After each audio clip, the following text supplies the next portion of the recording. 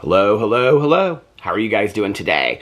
Okay, so today I am going to do a little true crime for you guys because apparently there is something going on in Indianapolis, the city that I live in, that is getting a lot of social media talk right now. A lot of people on social media, on TikTok and other places, are talking about the fact that there may be an active serial killer in Indianapolis. I kind of just came upon this last night, and I started looking into it, and I thought, this is really, really bizarre for several reasons. And I will get to those reasons in just a second. I mean, it's bizarre anyway that anybody would be speculating that there is a serial killer in Indianapolis. But further than that, because of some things that I had thought about linked to the Fox Hollow Farms case. So for those of you that do not know, I have followed extensively for many, many years the Fox Hollow Farm Herb Baumeister case. I have done extensive videos over here. I think at this point I've done probably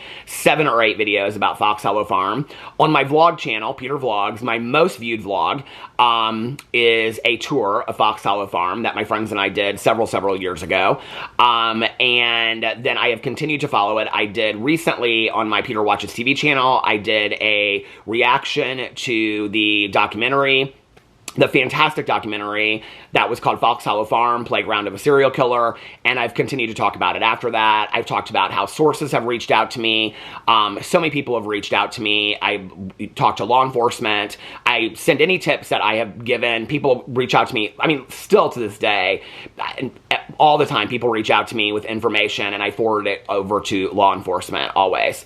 But that case has been a case that has been very, very interesting to me. I think partly because I live in Indianapolis, but also as a gay man that was in the age group and going to the places that Herb Baumeister was getting his victims from. I think that's probably another reason, but I've talked a lot about that in the past. The Delphi case is another case in Indiana that has really intrigued me since it happened. It's so sad. It's such a sad case. It's a case that is highly speculated about in Indiana, and especially in Indianapolis. I'm literally from my door to Delphi, where it happened, is probably an hour and a half drive total. And Fox Hollow Farms is literally probably a 15-20 minute drive from where I'm sitting right now. So, and actually, I have a neighbor down the street that has some kind of like, I've talked about it on my vlog, that has some kind of like inside knowledge with the whole Herb Baumeister Fox Hollow Farm case. She actually lives on the same street that he grew up in. And at night, when I walk every single night for a long time, and I walk almost to the edge of the property of where Herb Baumeister grew up, and his mom lived until I think about 5 years ago when she passed away, something like that. And I get right to it, and then I'm like, no, I can't do this, and then I turn around and I go back. So those cases have greatly intrigued me. I think partly because I live in Indianapolis. So when I saw, and I also think that there are cases that deserve a lot of attention, especially, you know, with the Herb Baumeister case, because those victims, a lot of them have never been identified. And I think that the victim stories and their family stories need to be told. The Delphi case, although, you know, there seems to be some closure to that, there's still a lot of speculation in Indianapolis and Indiana. And I think internationally, when people talk about that case, that maybe they don't have the full story. I lean to the idea that they do not have the full story, that Richard Allen is not the sole person that is responsible for the Delphi murders. I think it's a bigger situation than that. And I think to get into this, it's really important to kind of understand how Indianapolis is set up. So Indianapolis is considered like a little big city. Indianapolis, like proper, like the downtown Indianapolis area, is actually really small. It's not like Manhattan, Chicago, you know, Seattle, Dallas, Atlanta. I mean, it's nothing on that level whatsoever. And they have greatly improved it. Downtown Indianapolis is beautiful now. And we're known for, you know, sports and things like that, the Pacers. And they've really tried to make downtown Indianapolis much nicer than it used to be. And it is really, really nice, downtown Indianapolis. There are parts that are nice. We have lots of boutique hotels, real great concert venues, restaurants, things like that. So it is becoming more of a tourist spot, but it is still very, very small. And then, so Indianapolis is kind of set up on a grid, right? With downtown Indianapolis being in the middle. And then there is the south side of Indianapolis, and then there's the north side of Indianapolis.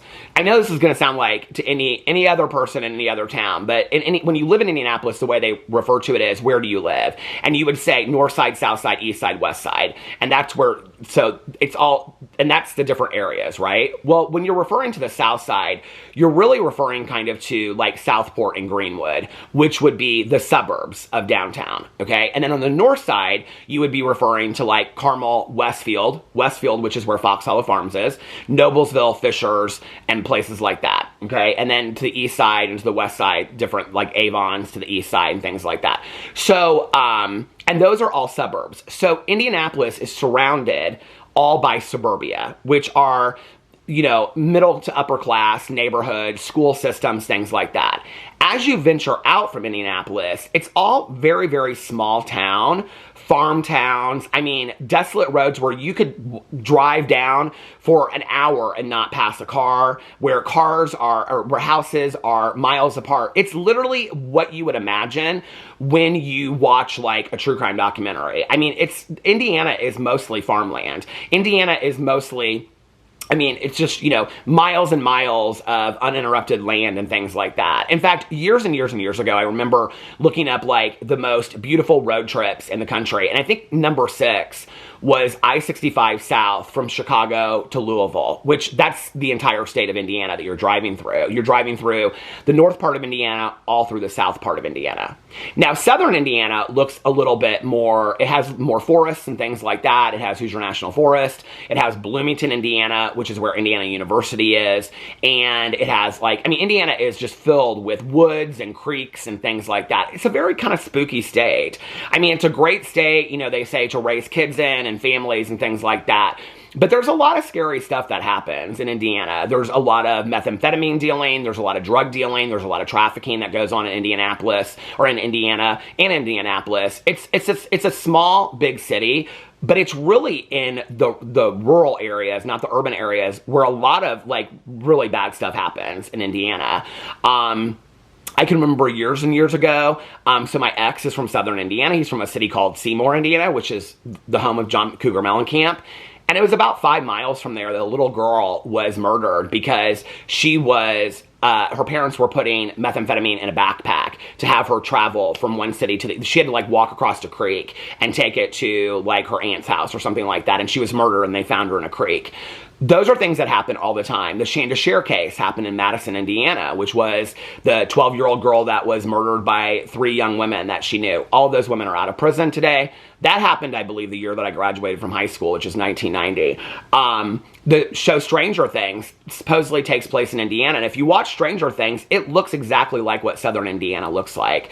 So there is a lot of like crime that happens in Indiana, a lot of what you see in like shows like, you know, Murder in the Heartland and things like that, that's never really spoken about or exposed. So there's always been kind of this underlying interest to me about true crime. My grandfather, my dad's dad, was a homicide detective in Fort Wayne, Indiana, in Allen County.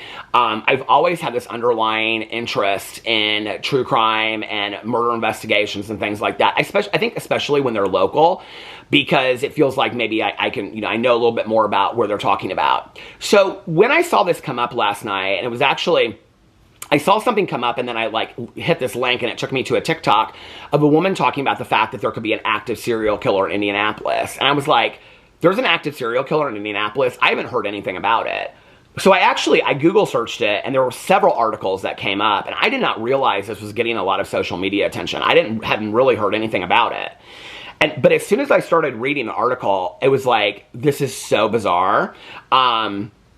So I sent the article to one of my good friends that we've talked a lot about this case, and her response to me was, I sent it to her and she said, the area we were thinking was the new dumping ground. And I was like, exactly. So let me get into reading this article and then I'll get to what the theory is.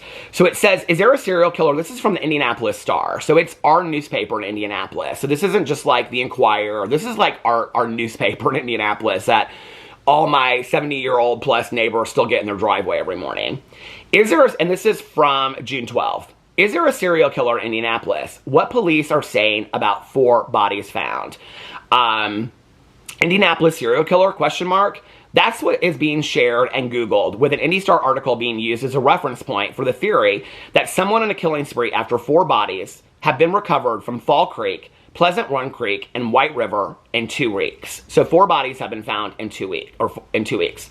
Now, what's interesting about this is that, especially in the White River, which is considered to be like a very dirty river, people aren't told not to like go in there. They're told really not to fish, but people fish in there too, to swim in the White River and things like that. There have been many bodies of people that have been found there through the years, transient people that just, like fall into the thing. It's happened through the years. So that to me is not surprising. What's surprising is that they found 4 bodies in 2 weeks. That is what is surprising to me. Indianapolis Metropolitan Police are investigating 2 cases, and the other 2 are being reviewed by the Hamilton County Sheriff's Office and Lawrence Police. Hamilton County is where Fox Hollow Farms happens. This is important.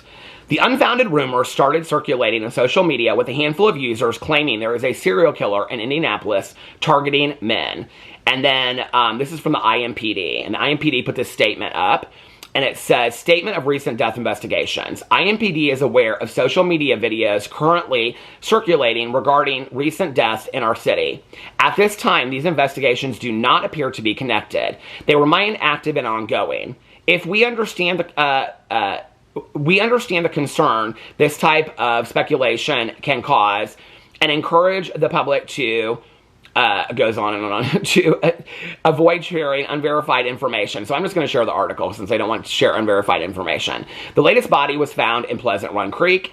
At about 4:15 p.m. on June 9th, Indianapolis Fire Department crews found a person's remains in Pleasant Run Creek near Indianapolis Fire Department Station 29 in the 600 block of East Pleasant Run Parkway, North Drive. Indianapolis Metropolitan Police responded to the scene. The Marion County Coroner's Office hasn't released the identity, cause, and manner of death. Now, one of the things that's important about knowing about this is if you followed the Fox Hollow Farms case, okay, and the reason why I keep on referencing this is that if we do, in fact, have an active serial killer in Indianapolis. Now, I want to go to something before I get into all this that I think is important to note. When you see the FBI statistics on the possibility of there being an active serial killer at any time.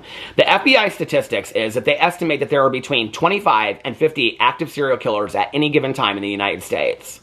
This estimate, however, doesn't imply the authorities are necessarily aware or have linked these killings together. One source mentions on average of 50 serial killers operating at any given time. Some sources suggest a slightly broader range of 30 to 50 active serial killers. So that means that at any given time in our country, there could be 30 to 50 active serial killers. Well, that could be 1 per state or 2 somewhere and none somewhere else. But there could be an active serial killer in Indiana. The definition of serial killer can vary, with some definitions focusing on the number of victims and others emphasizing psychological characteristics. Serial killers often operate undetected for long periods, with cooling off periods between murders. Not all serial killers are caught or identified. Difficulties in linking cases across jurisdictions can also contribute to the difficulty in tracking active serial killers. So at Fox Hollow Farms, what happened, which was one of the difficulties with the solving of Fox Hollow Farms, was that the men were being taken from downtown Indianapolis, which is Marion County, okay? Their remains were being found in Westfield, Indiana, at Fox Hollow Farms, which was Hamilton County. At that time, Hamilton County and Marion County were not working together. They were 2 different jurisdictions that were not working together. They have always found it difficult to come together and work together on Fox Hollow Farms. Marion County and Hamilton County have always found it difficult. It's a very political environment in Indianapolis, and it's very difficult for these jurisdictions to work together, okay? It's basically like, who's in charge of this county, blah, blah, blah. We don't want to deal with it. We're going to pass it off to that county, right? So now you have 4 different bodies that are found in 4 different areas, okay? And 3 different counties. So this is now 3 different counties that are dealing with 3 different bodies, all right? Now, 4 bodies in 2 weeks does sound like a lot, all right? But when you go into it, because before I even saw this, and I'm going to get into the rest of the article here in a second, before I even saw this, I had a theory about Fox Hollow Farms because I had heard of several cases in the last few years where bodies were found in retention ponds, and they were found in rivers, and they were all found within about a 10-mile radius. I actually took this to the coroner of Hamilton County. I talked to him about it. I talked to some other people behind the scenes about this theory. Because I had heard from people behind the scenes that if you watch the documentary, Playground of a Serial Killer, Mark Goodyear, who was the supposed boyfriend of her Baumeister, okay, insinuated that maybe it never stopped, or it was more of a group thing that possibly could have happened. And people are saying, and I had said this in previous videos from people that I had talked to before, that it was insinuated that it wasn't just her Baumeister that was doing it. It was a group of people. And that it was basically like a pay for killing kind of situation that people were paying to watch happen, okay? And I made videos about that long before the documentary ever came out. I said that in videos. Well, it was insinuated that when her Baumeister when he died, when he took his life, that he was basically the fall guy for the whole situation. That the murders did not stop, that the group continued to do what they were doing. They just changed how and what they were doing. That they weren't necessarily focusing on gay men in Indianapolis anymore, and that they were continuing to allegedly kill men in Indianapolis. They could no longer use Fox Hollow Farms, obviously, because if the bodies continued to show up on Fox Hollow Farms, and they had just been missing for the last 6 months, people would know that her Baumeister had not been responsible for it. When you look back at the amount of bodies that have been found since the late 90s, early 2000s, which is her Baumeister died in 1996, from the early 2000s to now, when you look at the amount of men, okay, it's almost no women whatsoever, all men that have been found in retention ponds and rivers, all within, all right, about a 10-mile radius, bordering, okay, 62nd Street, which is, if you live in Indianapolis, is Broad Ripple, all the way up to 96th Street, which is the border to Hamilton County. It's almost like they did not want to come into Hamilton County, because Hamilton County is where Fox Hollow Farms is. So then that is also in the Hamilton County jurisdiction. So they were dumping the bodies, and a lot of these bodies to this day, their investigations are still open investigations. I've looked into this extensively, okay? So I looked it up because I was like, am I wrong about this? And I looked it up. How many bodies have been found in Indianapolis? In the past 2 weeks, 4 bodies have been found in water bodies in Indianapolis: Fall Creek, Pleasant Run Creek, and the White River. With a total, investigators believe, a total of 25 bodies in the last few years, while 10 of the bodies have been identified. The recent discoveries led to social media speculation about a potential serial killer, but police are investigating the cases individually and have not confirmed any link between them. So in the last several years, 25 men have been found, and there are still open investigations with the majority of them in Indianapolis. So they have no idea how they died, and were found in rivers, retention ponds. I mean, there's a retention pond on every corner in Indianapolis, okay? And you're telling me that bodies are just floating to the top of them and they don't know why? They don't know how they just ended up there? Well, when I started tracking them, this is what my friend was referencing, and this is what I told law enforcement, is that when I started tracking where these men were found, when I looked at them, okay, they were happening in the rivers that were bordering Broad Ripple, which is a very, like, it's where Butler University crowd goes to hang out. It's a lot of bars, it's a lot of restaurants, it's very artsy, okay? And it's not part of downtown Indianapolis. It's actually, they call a certain area of it Sobro, like Soho, and it's where there's like a lot of like college bars and things like that. Well, they were finding young men that were in town for the night. Many of them had not even gone to any of the bars in Broad Ripple. They just would go, they'd be at a friend's house and be like, I'm gonna go get a pack of cigarettes. 2 days later, they'd show up in the middle of a river. Another man, 4 days later, ended up in a retention pond. Now the age group has changed a little bit, and it's between like 35 and 60 are the men. But that's a pretty broad range when you're looking at it. So I looked into this, and I started reading this article, and I was like, this is really interesting. And so it goes in here and talks about the latest body that was found in the Pleasant Run Creek. So you're talking about creeks, not just a river, not just like a body floating down the river like somebody fell in there and drowned, okay? I mean, Pleasant Run Creek there are parts that are deep, but it is not a deep creek, okay? I mean, there's a lot of creeks in Indianapolis that are very, very, like, shallow and things like that. Man's bodies found in White River and Noblesville. So Noblesville is Hamilton County again.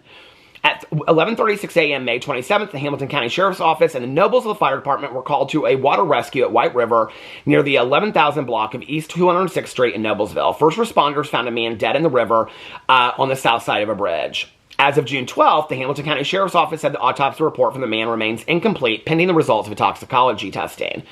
And then it goes on here and it names the men. I'm not going to name them in here. You can look it up. At 4:15 May 26, Lawrence police were called to the block of 9500 Fall Creek Road on a report of a body floating in the water.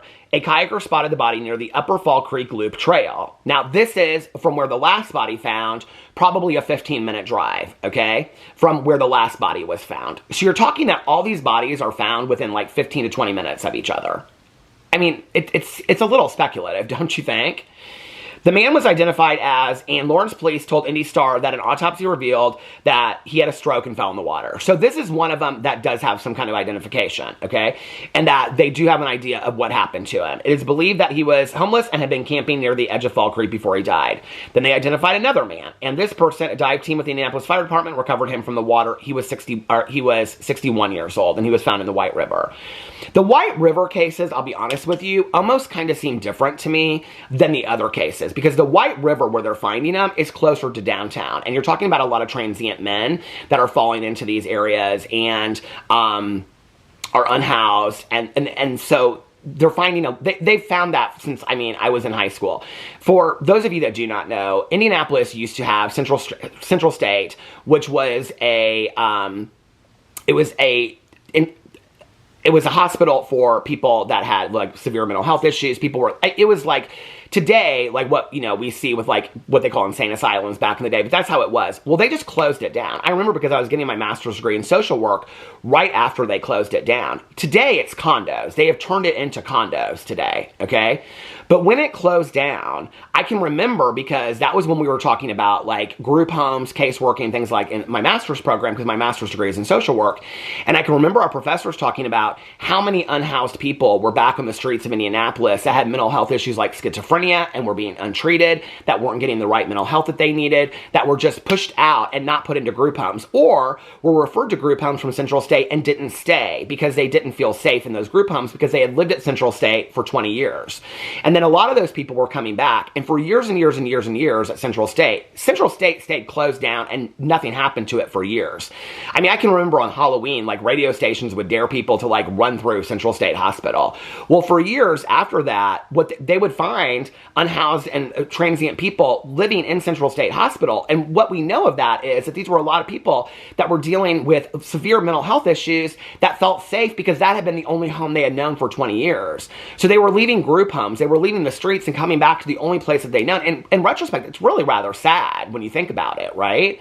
But at that time, we were hearing about people that were found dead in the White River. So to me, the White River, it's kind of different from all of this. And I think you would have to understand the history of Indianapolis and live in Indianapolis to understand that bodies have been found in the White River for years and years and years. And they are mostly homeless and transient people that for some reason or another just find their way, they drown, or like this poor man, they have a stroke or something happens to them. The other bodies that are being found are all being found within about a 10-mile radius, less than that actually, on the north side of Indianapolis up to the border of 96th Street, which is the border go from Indianapolis. You can drive down Indianapolis or down 96th Street. There was two bodies that were found in retention ponds on 96th Street, okay? On the right-hand side. The left-hand side is Hamilton County. There's a big, huge gravel pit on the other side, okay? Huge. You can't even see the bottom of it. That they've been digging there for years, construction sites. On the right-hand side, there's a retention pond. There's retention ponds all along 96th Street. On the right-hand side is Marion County. On the left-hand side is Hamilton County. None of the bodies are ever really found, except for these new recent ones in Hamilton County, but they're all found within a 10-mile radius, which is very, very interesting to me. 3 bodies have been discovered. So it goes down here. Is there an Indianapolis serial killer? Indianapolis Metro Police told Indy Star they are still investigating, but the recent deaths do not appear to be related.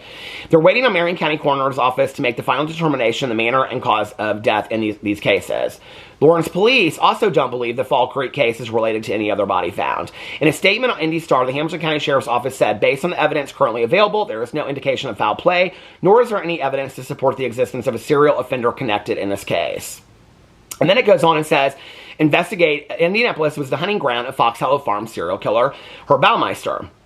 In 1996, Hamilton County investigators discovered at least 10,000 crushed and burnt bones and bone fragments at the 1,800-acre property off 156th Street and the Monn Trail.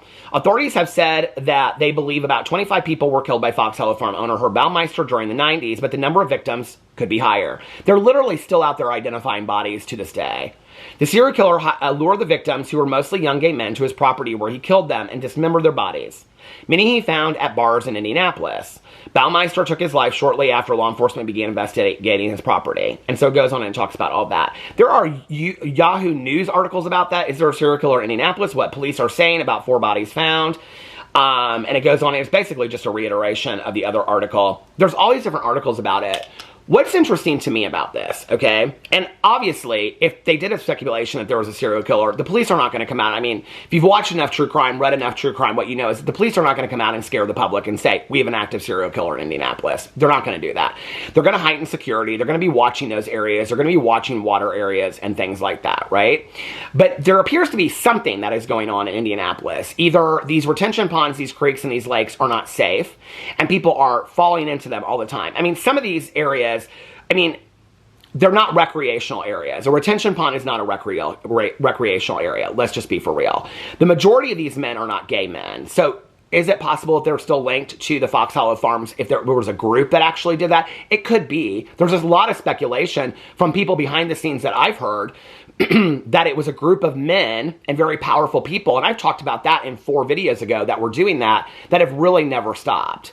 But it is scary to think that all these bodies are starting to turn up in water areas, which, in all honesty, if you're going to dump a body and you no longer have a woods to do it in and a burn pile, areas of water to pull a car in and dump a body in a water is pretty easy. And when you look at the majority of these cases that have happened over the last, not just the last 2 weeks, but the last 10 years, numbering 25 men in Indianapolis, some of them gay men, but most of them are younger men. These 4 are older, but the majority of the 25 men that are missing in Indianapolis are younger men between the ages of 25 and 35, okay? When you look at that, and most of these investigations are still open investigations that there's no answers to whatsoever, it makes you wonder, what is going on in Indianapolis? And it's a scary thought. So I wanted to make this video because I think it's important to bring attention to, if there is something going on, what is going on.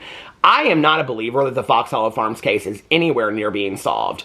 And from having talked to people behind the scenes do not believe that either. If they're still openly investigating it, okay? Not just identifying the remains, but if they are openly investigating, which nobody will really come out and say they are or they are not openly investigating the Herb Baumeister case, but if they, forensically, but if they are still investigating, I mean, they're still identifying bodies by DNA. If they are still investigating the case, what that would mean is they would think that Herb Baumeister wasn't the sole person. And if it is insinuated there were more people, then at least at one time in Indianapolis, we had a group of very powerful people that were killing young gay men in Indianapolis. It's not that far out of the realm to think that could be happening again in Indianapolis. So I thought it was interesting when I saw this case. I wanted to bring it to you guys, see what you thought, see if you guys had heard anything about it. Let me know in the comment section below. I love you guys, and I will see you tomorrow. Bye.